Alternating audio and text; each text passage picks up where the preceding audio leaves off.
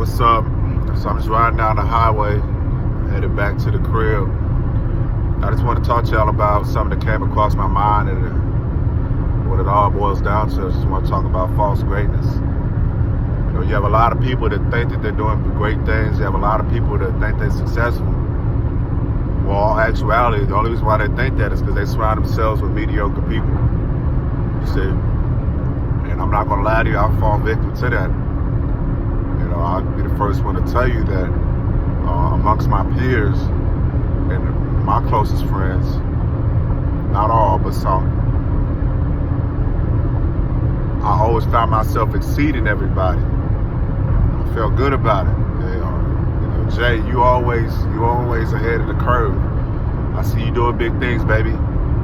You know what I mean? But when I actually took myself out of that comfort zone and got around people that were more smarter than me, more successful than me, then I realized that I really wasn't as great as I thought I was. I was just surrounded by people that were mediocre or that were comfortable in life. And I'm not saying that you have to strive to be a millionaire. I'm not saying that you have to have all these luxurious things. That's not what I'm talking about. I am talking about whatever your goals is that you want. And if the people that you surround yourselves are not have the same goals that you want, then you need to get yourself a new circle. You can always be friends with people. You can always reach out and show love back to your closest friends. I mean, and I find myself all the time. I get somebody that I grew up with, get them on the phone. Maybe somebody I went to college with, get them on the phone. I find ourselves for the whole 45 minutes, we reminiscing on the past, laughing over the same stories, the same jokes, the same situations. But our conversation hadn't necessarily evolved. Not that it's a bad thing. I mean, yeah, we have the grown conversation. How your kids doing, your wife, your family, you know, job going good. But as far as other moves, life and what you want to do, that conversation is not the same.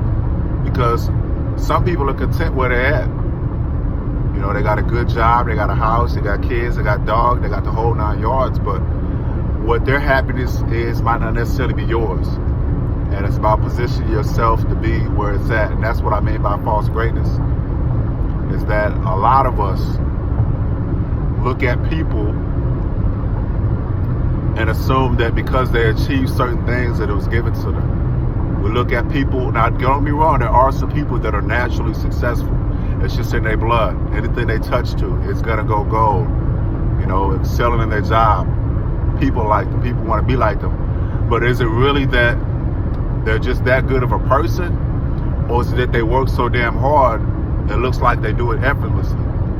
Or they mold their minds and their thinking that to mimic what quote unquote great people who we view as. And so you have to ask yourself those type of questions as far as what are you doing to better yourself, to make sure that you're not mimicking false greatness. I'm sorry, I'm out here looking for cops and I'm on the highway and stuff, but you have to really dig deep within yourself and do the necessary tools. Whether it's weight loss, whether it's being more assertive at work, achieving something that you haven't, saving money, losing weight, whatever it is that you're trying to achieve, you have to make sure that you're putting yourself around like-minded people and people that want to achieve that same goal.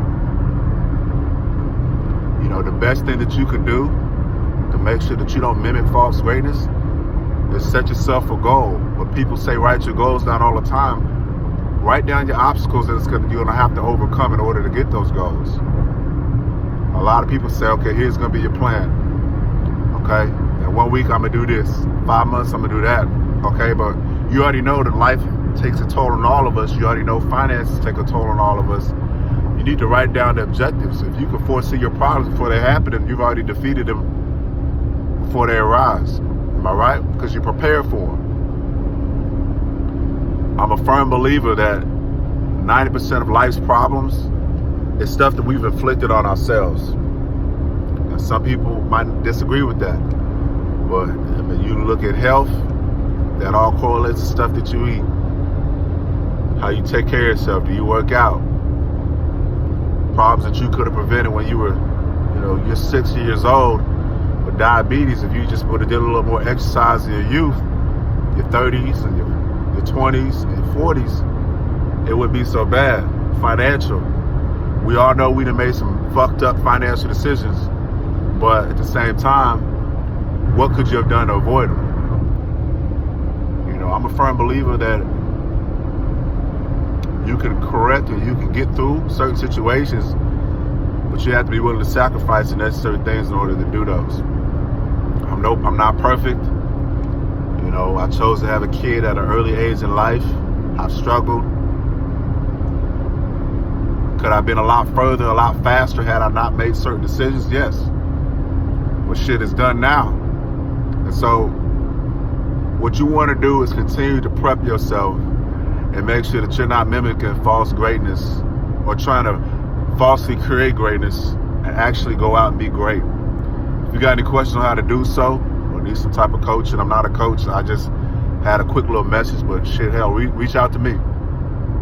But that's it. That's my spill. Y'all be easy.